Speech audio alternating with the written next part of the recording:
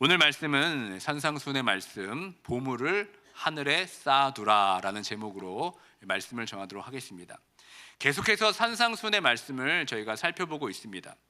지금까지 예수님께서 말씀하신 이 산상수훈의 말씀을 살펴보면 주로 우리들의 이 내면적인 상태에 대해서 말씀해 주셨습니다. 구제하는 것, 또 기도하는 것, 금식하는 것에 대해서 말씀하시면서 외식하지 말고 은밀하게 보시는 하나님께 마음을 두라고 가르쳐주고 있습니다. 그런데 오늘부터 살펴볼 이 19절부터는 새로운 국면을 맞게 됩니다. 지금까지는 하나님과의 관계에 초점을 맞춰서 말씀하셨다면 이제는 세상과의 관계에서 어떻게 하나님 나라 백성으로 살아갈 것인가, 이것에 대해서 우리에게 말씀해주고 있습니다. 우리가 아무리 보이지 않게 기도하고 금식하고 구제할지라도 결국은 우리는 이 세상에서 삶을 살아가야 합니다. 하나님 나라 백성으로서 이 세상을 살아가게 될 때 이 세상의 유혹과 시험 앞에서 사는 것이 그렇게 쉽지가 않습니다. 어쩌면 너무나 버겁게 느껴질 수도 있겠습니다. 왜 그렇습니까? 그것은 구원받은 우리의 삶의 가치관과 이 세상의 가치관이 너무나 다르기 때문에 그렇습니다. 구원받은 자들의 삶의 목적과 세상 사람들의 삶의 목적이 너무나 다릅니다. 그럼에도 불구하고 우리는 하나님 나라의 백성으로서 그 정체성을 지키기 위해서 우리는 몸부림치며 이 땅에서 살아가고 있습니다. 그렇게 몸부림치다 보면은 때로는 우리가 지치기도 합니다. 또 때로는 나도 모르게 이 세상과 동화되어서 살아갈 때도 있습니다. 그렇게 이리 부딪히고 저리 부딪히며 살다 보면은 내가 하나님 나라에 속한 하나님의 백성인지 아니면 세상 나라에 속한 세상 사람인지 우리는 헷갈리기 시작합니다. 어떤 부분에서는 내가 하나님 나라의 방법대로 살아가지만 어떤 부분에서는 세상의 가치관을 따라서 우리가 살아갈 때도 많이 있습니다. 어떤 부분은 내가 확실한 하나님 나라의 백성으로서 자신의 정체성을 드러내며 살고 있지만 또 어떤 부분에서는 세상과 쉽게 타협하고 세상과 쉽게 합리화시키면서 세상 사람들과 별반 다름없이 살아가기도 합니다. 어떻게 보면 우리는 교묘하게 이 두 가지의 정체성을 가지고 살아가고 있는지도 모르겠습니다. 야고보가 이런 마음에 대해서 어떻게 얘기합니까? 두 마음 혹은 나눠진 마음이라는 거고 표현한 것처럼 우리는 이런 이중적인 삶의 태도로 이 땅을 살아갈 때가 참으로 많이 있다는 겁니다. 여러분들은 어떤 부분에서 이런 두 마음으로 나눠지게 됩니까? 우리가 하나나라 백성으로 이 땅을 살아갈 때 이 세상의 가치관에 있어서 우리가 가장 관대한 부분이 있다면 무엇이겠습니까? 다른 것은 내가 하나님 나라 백성으로서 이 세상과 철저하게 구별되어 살려고 애쓰지만 이 어느 부분에 있어서는 그 관대함이 사라지고 이 세상과 쉽게 타협하는 것이 여러분 무엇이 있습니까? 혹시 그것이 오늘 말씀하고 있는 이 보물에 대한 것이 아니겠습니까? 우리가 사는 이 세상은 어떻게든 더 많이 소유하는 것이 미덕이라고 말합니다. 소유하지 않으면 무엇인가 도태되는 것처럼 우리를 끊임없이 자극하고 있습니다. 그래서 어떻게든 더 가지려고 합니다. 이미 내가 누릴 만한 것이 충분히 있음에도 불구하고 우리는 여전히 무엇인가 부족하다고 느낍니다. 이런 현상에 대해서 미국의 구역학자인 월터 브루그만이 우리가 사는 사회를 결핍신화라고 명명하고 있습니다. 이 결핍신화는 인간 사회를 탐욕과 이기심, 또 경쟁과 무자비함으로 이끄는 힘으로 내가 소유하지 않으면 어느 누구도 나의 필요를 채우지 못하고 결코 필요한 만큼 충분히 가지지 못할 것이라는 불안한 믿음을 말하는 겁니다. 이것을 통해서 우리는 우리에게 항상 부족함을 느끼도록 만듭니다. 더 많은 것을 갖기 위해서 끊임없이 노력하도록 우리를 부추깁니다. 이러한 결핍 신화는 우리의 행복을 방해하고 사회 전체에 아주 부정적인 영향을 끼치게 됩니다. 여러분 이 광고 아십니까? 이 나이키 광고의 문구죠. Just do it. 지금 당장 시작해 라는 광고입니다. 여러분 이것이 의미하는 것이 무엇입니까? 간결하면서 아주 강렬한 메시지로 이 소비자들에게 즉각적인 행동을 유발하게 하는 것입니다. 이것은 단순히 운동을 장려하는 것 이상으로 그런 슬로건을 넘어서 소비를 촉진하게끔 하는 아주 강력한 마케팅 도구로 활용되고 있습니다. 이 슬로건은 개인의 성취, 자기 개발, 그리고 건강한 삶에 대한 욕구를 자극하면서 이 나이키 제품을 구매하고 소유하게 되면 개인의 성취나 건강한 삶의 목표를 달성할 수 있도록 우리를 부추긴다는 겁니다. 그러니까 이 광고를 보면 여러분 어떻게 됩니까? 지금 내가 당장 사지 않으면 내가 도태된다고 생각이 되는 겁니다. 당장 그 제품을 내 손에 사서 성취하겠다는 이 경쟁심을 우리에게 불러일으키게 되는 겁니다. 이런 이 결핍 신화는 경제적 불안을 해소하는 방법으로 어떻게 합니까? 경쟁적으로 소유를 갈망하게 만듭니다. 결국 채워도 채워지지 않는 갈망과 불안의 굴레로 우리를 몰아넣습니다. 그렇기 때문에 우리는 어떻게든 더 소비하고 소유하려고 합니다. 이것을 통해 우리는 인간의 깊은 소유 욕구가 나도 모르게 나의 내면에 깊게 뿌리 내려져 있는 것을 확인하게 됩니다. 이런 세상을 살아가고 있는 우리들에게 예수님께서는 오늘 이 산상순의 말씀을 통해 우리에게 어떻게 말씀하고 있습니까? 너희를 위하여 보물을 땅에 쌓아두지 말라, 이렇게 우리에게 말씀하고 있습니다. 이 말씀은 이런 결핍 신화 속에 살아가고 있는 우리들에게 참으로 도전적인 말씀이 아닐 수가 없습니다. 그렇다면 여러분이 소유하고 있는 이 보물에 대해서 여러분 어떻게 정의할 수 있겠습니까? 대부분 이 보물을 돈과 관련해서 생각합니다. 그런데 여러분, 이 보물은 아주 포괄적인 단어입니다. 이 보물은 우리가 가지고 있는 작은 것이든지 큰 것이든지 우리가 마음속에 품고 특별한 의미를 두는 것입니다. 그 더 나아가서 그것을 사랑하는 것, 그것이 바로 여러분 보물입니다. 이 보물의 범주 안에 돈도 포함되어 있는 것이지 꼭 돈만 이야기하는 것이 아니라는 겁니다. 그 보물은 나의 남편일 수도 있고 나의 아내일 수도 있습니다. 그리고 내가 사랑하는 자녀일 수도 있습니다. 더 나아가 내가 하나님께 받은 재능일 수도 있고 더 나아가 어떤 명예와 권력일 수도 있습니다. 예수님께서는 이 말씀을 통해서 우리가 소유하고 있는 이 보물들을 얼마나 많이 가지고 있고 적게 가지고 있는 것에 대해 말씀하신 것이 아닙니다. 또한 이 말씀은 부자에게만 한 것도 아니고 가난한 자를 포함해서 우리 모두에게 하신 말씀입니다. 그러므로 오늘 이 말씀은 우리가 소유하고 또 사랑하는 그 보물 자체에 관한 것이 아니라 그 보물에 대해서 우리가 어떤 태도를 가지고 있느냐, 지금 이것을 우리에게 묻고 있는 겁니다. 그런데 문제가 무엇입니까? 우리가 소유하고 있는 이 보물들에 대해서 너무나 많은 집착을 한다는 것입니다. 그리고 그것을 땅에 쌓아두려고 우리는 애를 씁니다. 그리고 그것만 계속해서 바라봅니다. 그것이 나의 안전함을 보장할 것이라고 생각합니다. 그것이 나의 인생을 책임져 줄 것이라고 우리는 생각하며 살아갑니다. 그러나 우리가 하나님 나라 백성으로서 우리가 잊지 말아야 할 아주 중요한 정체성이 하나 있습니다. 그것이 무엇입니까? 우리는 하늘나라를 향한 순례 여정을 걸어가는 나그네라는 것입니다. 여러분, 이 세상이 우리의 마지막 종착지가 아닙니다. 이 세상이 마지막이 아니라 하나님의 나라가 우리가 가야 할 마지막 본향입니다. 그런데 우리는 자주 이 땅에 미련을 두게 됩니다. 이 땅이 아직 마지막인 것처럼 우리는 살아갑니다.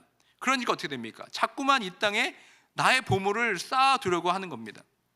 그런데 예수님은 이런 우리들에게 너희를 위하여 보물을 땅에 쌓아두지 말라고 말씀하고 있습니다.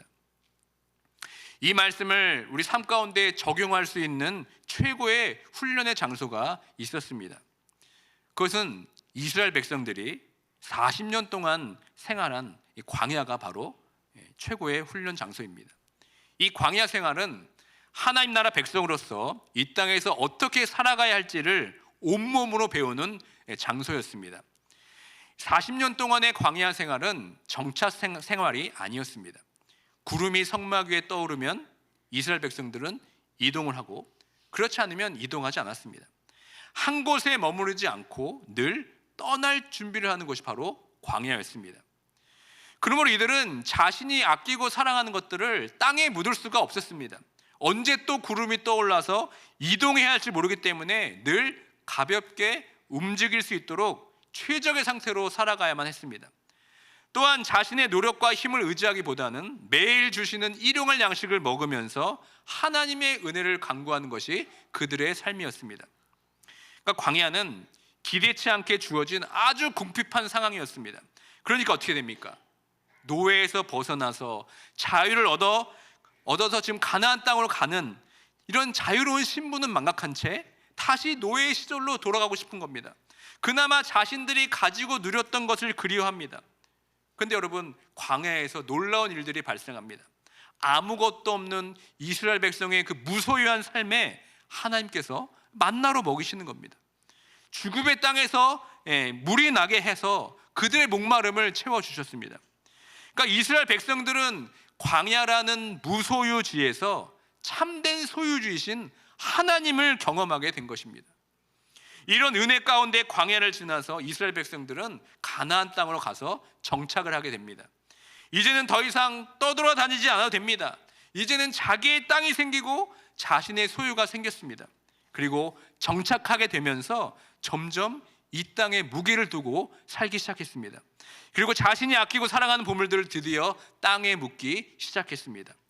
40년 동안 광야 생활을 통해서 배웠던 오직 하나님만 의존하며 살았던 그 삶을 금세 잊어버리기 시작했습니다.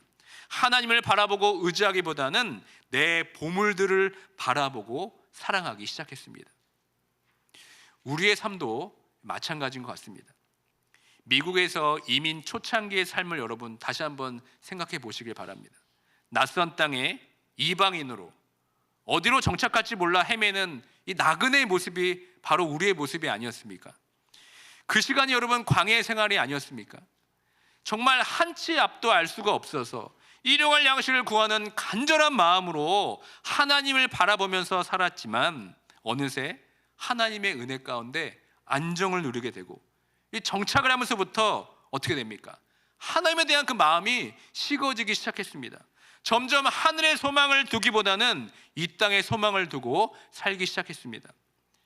하나님의 은혜가 아니면 내가 살아갈 수 없다고 고백하면서 눈물로써 기도하고 찬양했지만 이제는 그 하나님의 은혜가 너무나 상투적이 되어버렸습니다.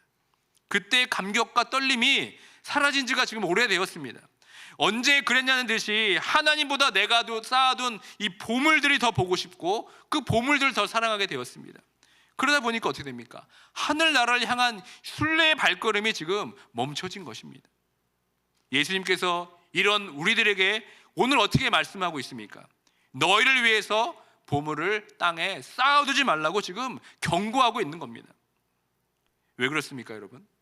이 땅에 쌓아둔 보물들은 좀과 동록이 해야 하기 때문에 그렇습니다. 이 땅에 쌓아둔 보물은 좀이 먹고 녹이 쓴다는 겁니다. 야고보서 5장 1절부터 3절의 말씀 함께 읽습니다. 들으라 부한자들아, 너에게 이 말 고생으로 말미암아 울고 통곡하라. 너의 재물은 썩었고 너의 옷은 좀 먹었으며 너의 금과 은은 녹이 슬었으니 이 녹이 너에게 증거가 되며 불같이 너희 살을 먹으리라. 너희가 말세에 재물을 쌓았도다. 이 세상에 존재하는 모든 것들은 좀과 녹이 스며드는 과정에 지배를 받고 있습니다. 다시 말해 이 땅의 보물들은 영원하지 않고 썩어지고 없어진다는 겁니다. 이것은 다 죄의 결과로 발생하는 필연적인 결과입니다. 사물에는 구멍이 나기 마련이고 나중에는 소용도 없어지고 썩어져 버리게 됩니다. 또 우리의 몸은 어떻습니까? 우리의 몸도 사실 이러한 과정을 지금 겪고 있습니다. 점점 노쇠해지고 결국 흙으로 돌아가는 것이 우리의 인생입니다. 아무리 성형 기술이 발달했다 할지라도 노화를 방지하고 아름다움을 유지해 준다 하지만 오히려 그 기술의 결과는 여전히 자연스러운 노화보다 더 추하게 보일 뿐입니다. 그러니까 이 땅의 모든 것은 이렇게 좀이 먹고 녹이 슬게 된다는 겁니다. 또 예수님께서 19절에 보면 땅에 보물을 쌓으면 어떻게 된다고 말씀하고 있습니까? 도적이 구멍을 뚫고 도적질한다고 우리에게 경고하고 있습니다. 제가 초등학교 때였습니다. 그때 저희 집에서 아주 큰 맘 먹고 그 당시에 나름 큰 컬러 TV를 샀습니다. 그때 얼마나 제가 기뻤는지 모릅니다. 저희 집에 TV가 배달될 때 그 흥분과 기대가 아직도 제가 마음속에 살아 있습니다. 근데 여러분 무슨 일이 생긴 줄 아십니까? 정말 일주일이 지나지 않아서 도둑이 들어와서 그 TV만 싹 가져가 버렸습니다. 아마 도둑이 저희 집에 그 배달 온 거를 본 것 같아요. 네. 그러니까 집에 들어왔는데 TV만 온데간데 없는 겁니다. 그때 그 공간이 얼마나 크게 느껴지고 휑하게 느껴졌던지, 이 어린 마음에 제가 참담함이 무엇인지, 허무함이 무엇인지 제가 그때 느낀 것 같습니다. 또 이뿐만이 아니죠. 국가적으로 어떤 경제적 시스템의 붕괴로 인해서 우리가 가지고 있던 그 보물들을 한순간에 앗아가기도 합니다. 또 우리가 겪었던 이 코로나 팬데믹과 같은 엄청난 질병이 우리가 가지고 있는 보물들을 송두리째 빼앗아 갑니다. 그러니까 이 땅의 보물을 안전하게 쌓아둘 곳은 여러분 한 군데도 없습니다. 그럼에도 불구하고 세상 사람들은 여전히 세상의 보물을 얻는 것을 최고의 삶의 목적으로 삼고 있습니다. 이를 보고 잠언 23장 5절에서 이렇게 우리에게 경고합니다. 함께 읽습니다. 네가 어찌 허무한 것에 주목하겠느냐? 정령이 재물은 스스로 날개를 내어 하늘을 나는 독수리처럼 날아가리라. 이 세상 사람들은 이 사실을 모릅니다. 이 사실을 모른 채 언제나 자기의 보물을 안전하게 맡길 수 있는 장소를 찾기 시작합니다. 그러나 여러분, 다시 말씀드리지만 이 세상에 우리의 보물을 쌓아서 안전하게 보관할 곳은 한 군데도 없습니다. 그렇기 때문에 예수님께서 우리 오늘 본문을 통해서 20절에서 이렇게 우리에게 도전하고 있는 겁니다. 다 함께 읽겠습니다. 오직 너희를 위하여 보물을 하늘에 쌓아두라. 거기는 좀이나 동록이 해하지 못하며 도둑이 구멍을 뚫지도 못하고 도둑질도 못하느니라. 아멘. 그러니까 예수님께서는 19절에서는 보물을 땅에 쌓아두지 말라고 하시면서 그 부정적으로 얘기하시는데, 오히려 그 다음 절인 20절에서는 오히려 보물을 어떻게 합니까? 하늘에 쌓으라고 아주 적극적으로 우리에게 지금 권면하고 있습니다. 왜냐하면 이 땅에서는 좀과 동록이 해하고 도둑이 구멍을 뚫고 도둑질하지만 하늘의 창고에서는 그렇지 않다는 겁니다. 오히려 그렇기 때문에 너희를 위하여 보물을 하늘에 쌓아두라고 우리에게 말씀하고 있습니다. 그렇다면 여러분, 우리가 하늘에 쌓아두어야 할 보물은 무엇입니까? 성경은 우리에게 이 최고의 보물은 하나님이라고 우리에게 말씀하고 있습니다. 아브라함에게 하나님께서 이렇게 자신을 소개합니다. 창세기 15장 1절의 말씀 함께 읽겠습니다. 아브라함에게 임하여 이르시되 아브라함아 두려워하지 말라. 나는 네 방패요 너희 지극히 큰 상급이니라. 또 욥기 22장 25절 보시면 친구 엘리바스가 욥에게 전능자 하나님에 대해서 이렇게 말합니다. 함께 읽겠습니다. 그리하면 전능자가 너의 보화가 되시며 네게 고귀한 은이 되시리니. 또 다윗도 시편 16편 5절에서 이렇게 얘기합니다. 다 함께 읽겠습니다. 여호와는 나의 산업과 나의 잔의 소득이시니 나의 분깃을 지키시나이다. 아멘. 그리고 여러분, 더 중요한 사실이 있습니다. 그것은 최고의 보물인 하나님께서 예수 그리스도로 우리에게 계시되었다는 사실입니다. 골로새서 2장 3절의 말씀 함께 읽겠습니다. 그 안에는 지혜와 지식의 모든 보화가 감추어져 있느니라. 아멘. 여기서 보화라는 헬라어가 테사우스라고 하는데, 이 보화라는 헬라어가 바로 오늘 본문에서 말씀하고 있는 이 보물과 같은 단어입니다. 그러니까 예수님 안에 모든 보화가 담겨져 있습니다. 예수님 안에 담겨진 그 보화는 여러분 썩지 않습니다. 녹이 슬지도 않습니다. 그 도둑이 훔쳐갈 수도 없습니다. 그렇다면 여러분, 이 보물을 우리가 어떻게 하늘에 쌓아둘 수가 있겠습니까? 먼저 우리가 예수 그리스도를 믿고 영접함으로써 우리는 그 보물을 소유하게 됩니다. 이 예수 그리스도, 이 보물을 소유함으로써 이 세상의 어떤 보물보다 만족하는 것이 바로 하나님 나라 백성의 아주 중요한 정체성입니다. 예수 그리스도, 그 보배 안에 있는, 보배 안에 참된 행복이 있다는 것을 깨닫고 예수님을 더욱더 알아가고 예수 그리스도와 함께 동행하며 하나님의 형상대로 지음받은 대로 살아가는 것, 이것이 바로 썩지 않고 도둑이 해하지 못하는 하늘의 보물을 쌓아두는 것입니다. 예수 그리스도를 믿고 구원받은 하나님 나라의 백성들은 예수 그리스도라는 보화를 이미 소유하고 있다는 것을 믿으시길 주님의 이름으로 축원드립니다. 그런데 여러분, 문제가 무엇입니까? 우리들이 이미 소유하고 누려야 할 예수 그리스도가 이미 내 안에 있는데 이 세상 무엇과도 비교할 수 없는 최고의 보물을 내가 가지고 있지만 이 사실을 우리가 자주 망각한다는 겁니다. 그러니까 하늘의 보물을 위해 쌓기보다는 세상의 보물을 얻기 위해서 우리가 일하는 것입니다. 요한복음 6장 20절의 말씀 함께 읽습니다. 썩을 양식을 위하여 일하지 말고 영생하도록 있는 양식을 위하여 하라. 이 양식은 인자가 너에게 주리니 인자는 아버지 하나님께서 인치신 자니라. 아멘.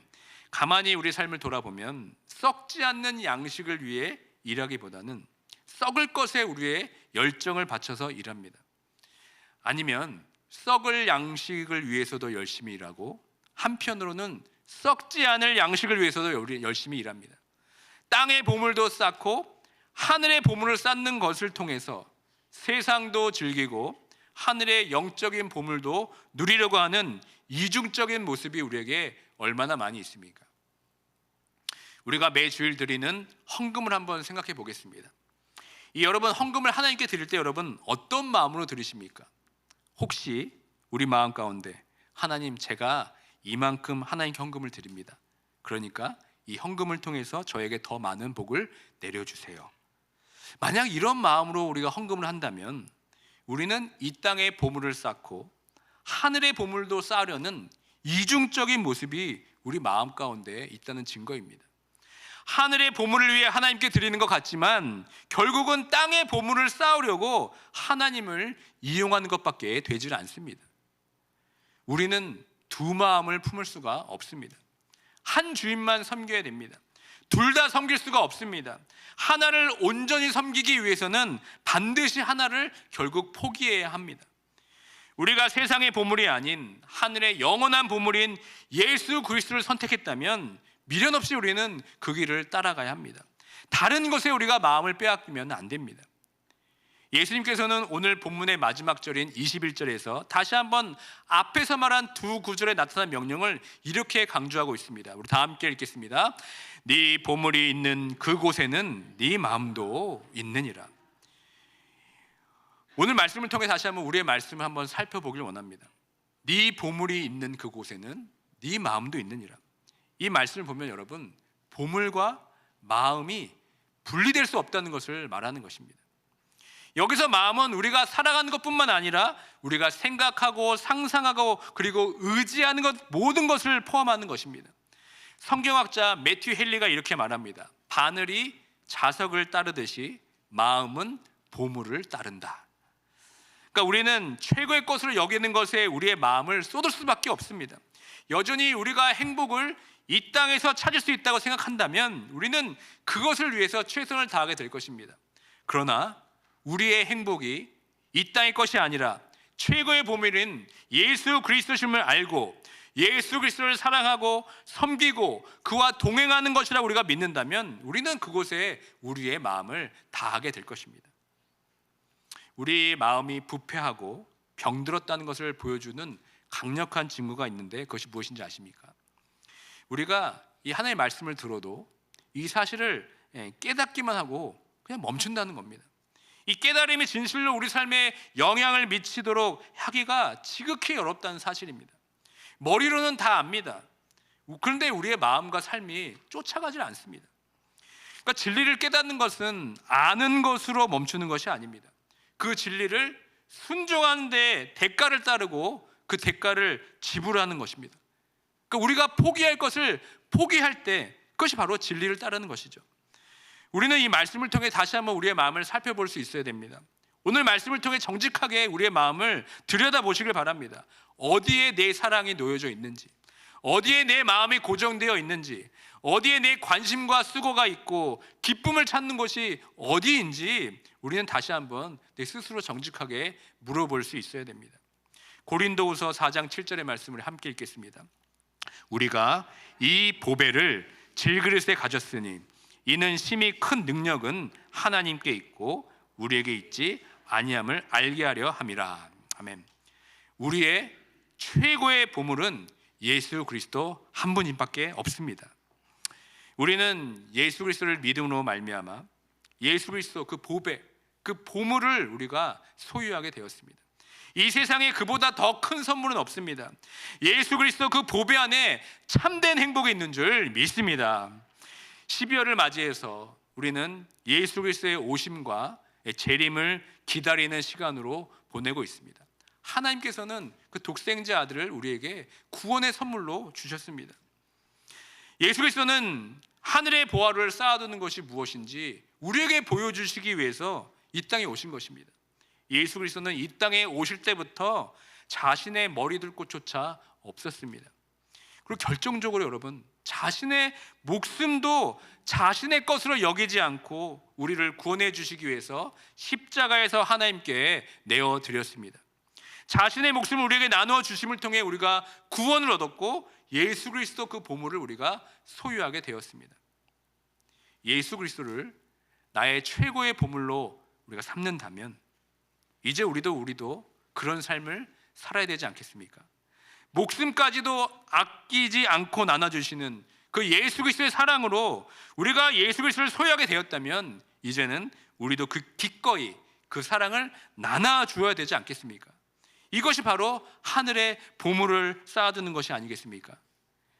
여러분들이 소유하고 가지고 있는 것들을 내가 움켜쥐고 있으면 결국은 다 썩고 말게 됩니다. 그런데 여러분, 그것을 우리 이웃들에게 나누면 그것은 썩어서 없어지는 것이 아니라 썩지 않는 하늘의 보화가 될 줄 믿습니다. 무엇보다 나를 구원해 주셔서 나에게 큰 보물을 허락하신 예수 그리스도를 우리 이웃들에게 나눌 때 그것이야말로 썩지 않는 보물을 쌓아두는 것인 줄 믿습니다.